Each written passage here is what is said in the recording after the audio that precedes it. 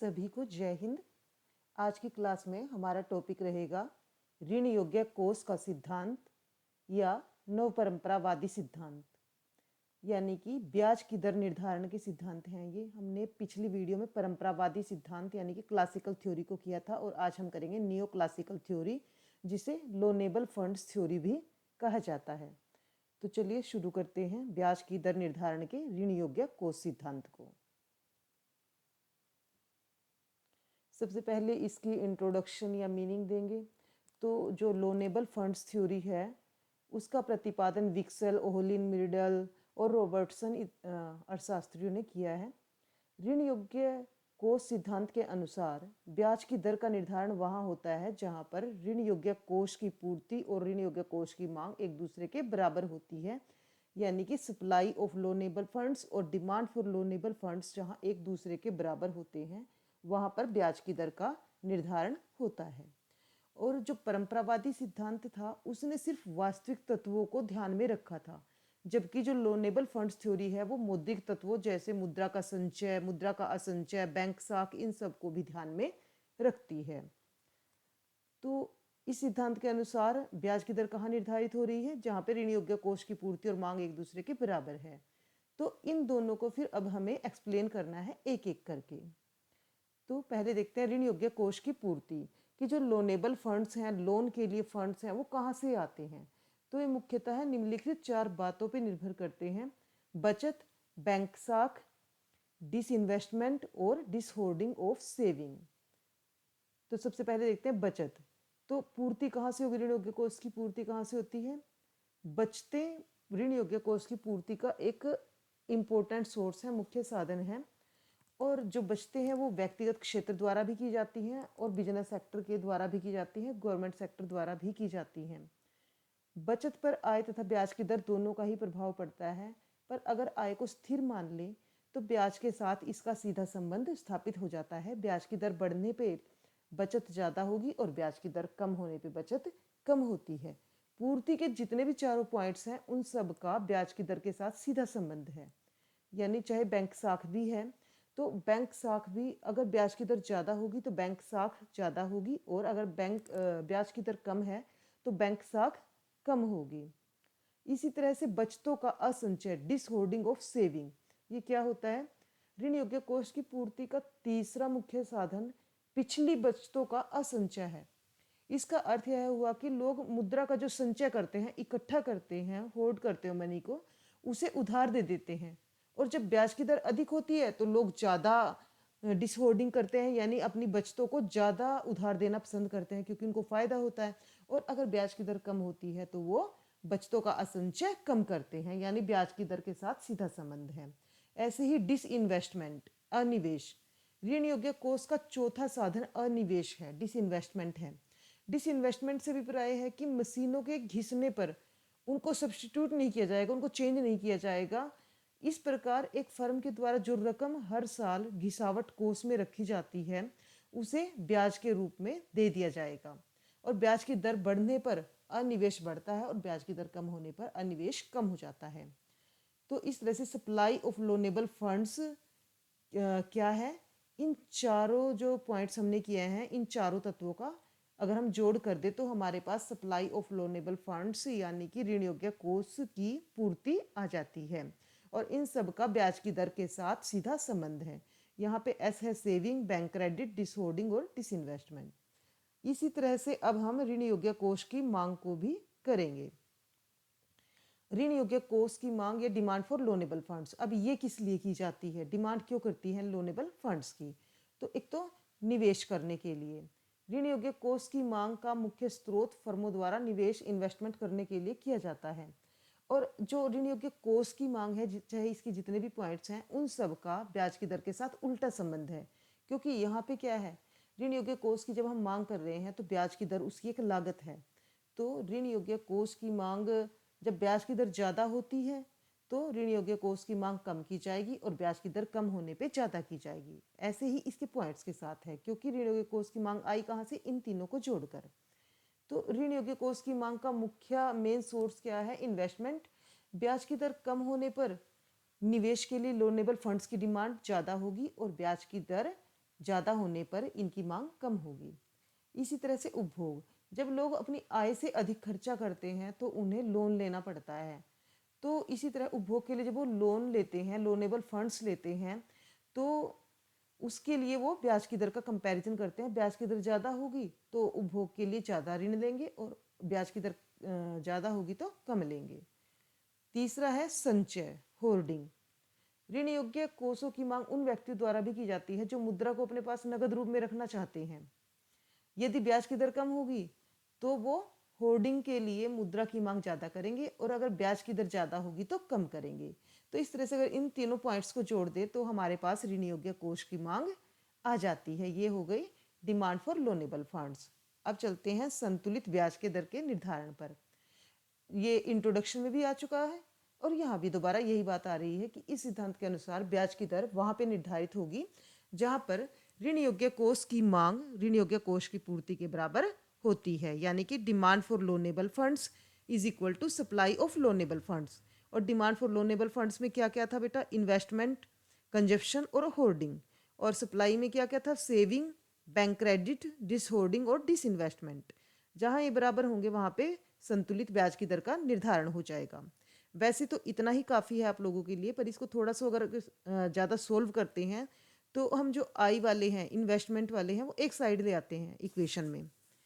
तो यहाँ पे जैसे इन्वेस्टमेंट और हम डिसइन्वेस्टमेंट को भी इस साइड अगर ले आएँ तो इन्वेस्टमेंट माइनस डिसइन्वेस्टमेंट हो जाता है हमारा नेट इन्वेस्टमेंट। और इसी तरह से ये जो हमारा होर्डिंग है और इधर से डिसहोर्डिंग को भी इसी साइड ले आते हैं, तो होर्डिंग माइनस डिसहोर्डिंग हमारा हो जाता है नेट होर्डिंग।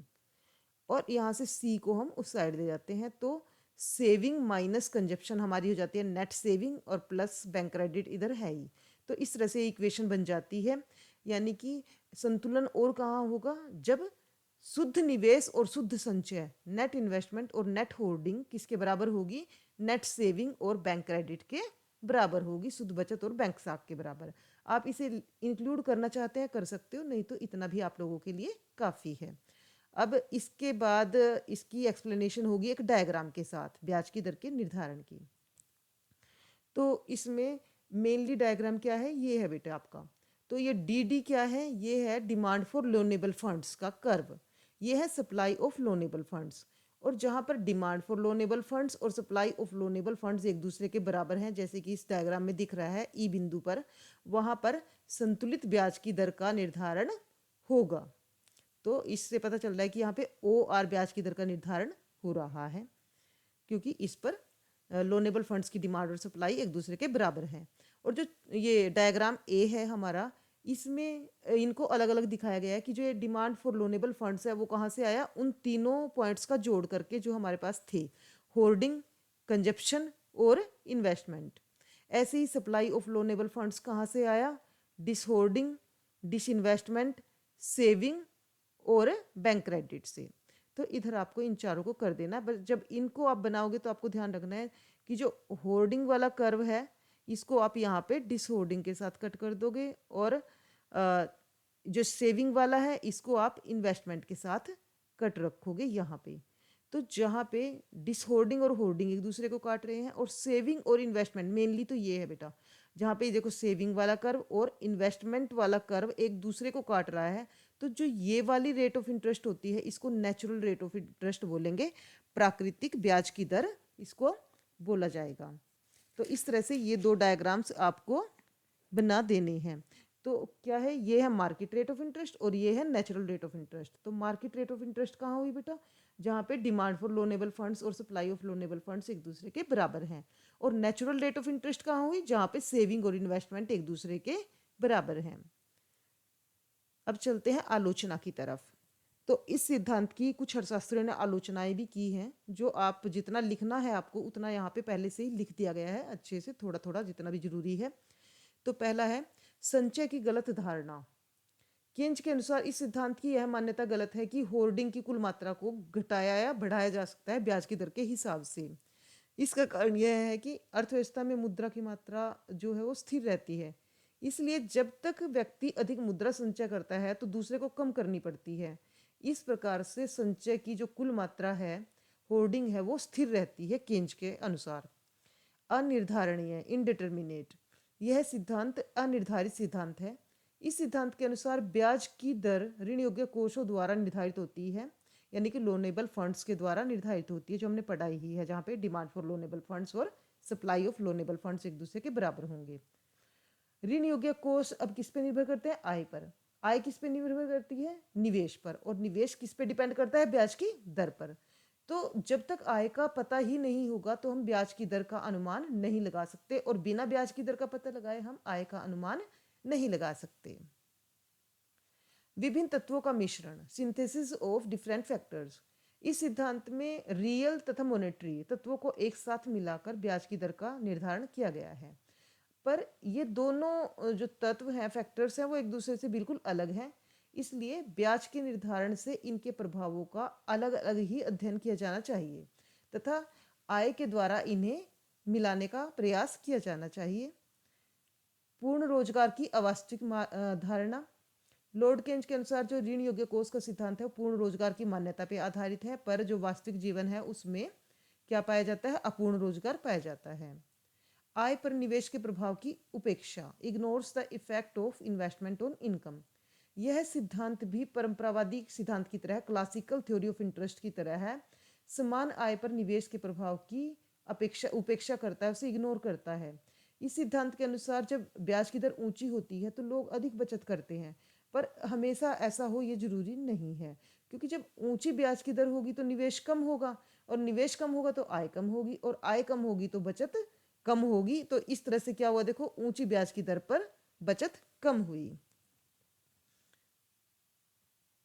अब आते हैं कि ब्याज की दर का जो ऋण योग्य कोष सिद्धांत है वो परंपरावादी सिद्धांत पर कैसे एक सुधार है, कैसे एक इम्प्रूवमेंट है।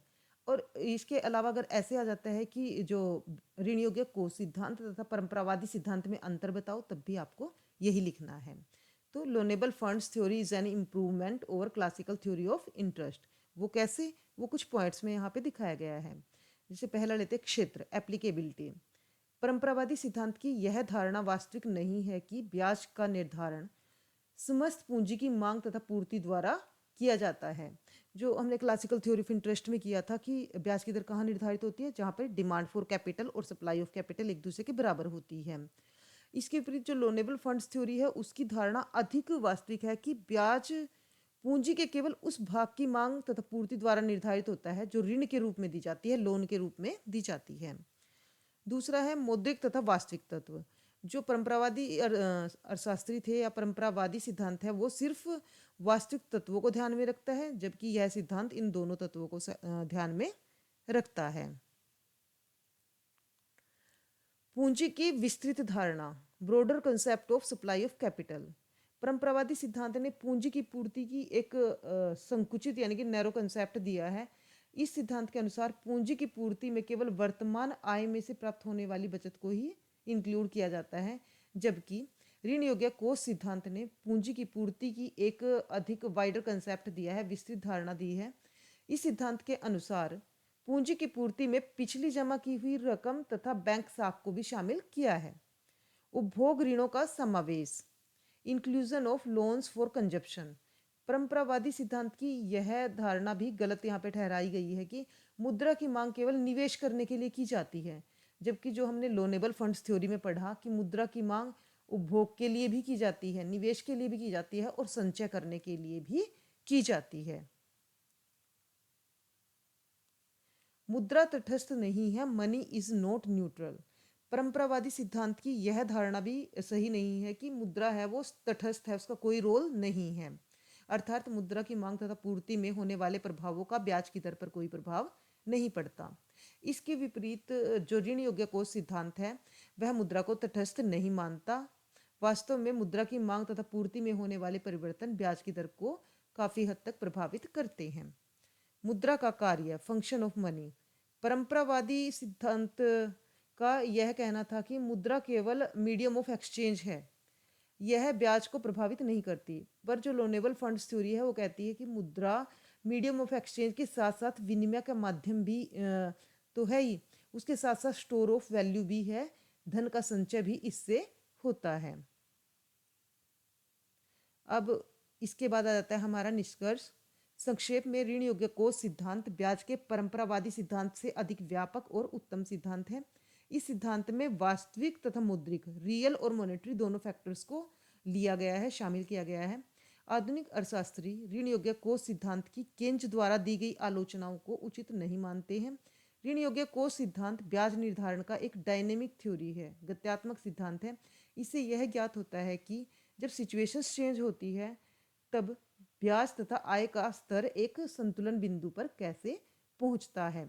तो इसी के साथ ही ये लेक्चर आपका ख़त्म हुआ। Thank you, have a nice day, जय हिंद।